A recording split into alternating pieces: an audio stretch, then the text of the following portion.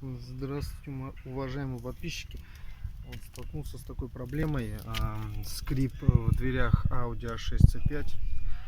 Вот, разобрал дверь, посмотрел, моторчик нормально, тросики нормально, направляющие, все вроде в порядке, все, но скрип. Вот, искал в интернете видео, ну, что может быть чем причиной, кто моторчик, кто тросики говорит. Вот, но там стоят внизу еще ролики. Вот, извиняюсь, что я заранее не снял, но скрип ужасный был.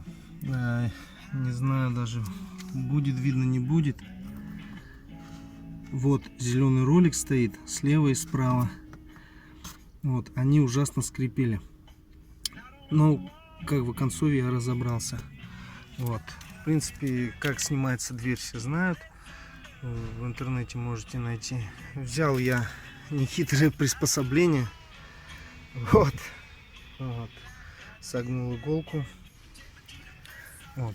Пальцами нащупываешь, снять их, ну, это проблематично. Как бы, ну, нащупал пальцами, вставил, вот, смазал слева, справа ролик. Ну, помазал еще вот эти направляющие, по которым сходит держатель окна, стекла. Вот. Сейчас все прекрасно, слышно, работает как моторчик, ни скрипа, ничего. Просто в интернете искал, не нашел, что может быть проблема, как бы ролики. Как бы, в принципе, это и можно было догадаться.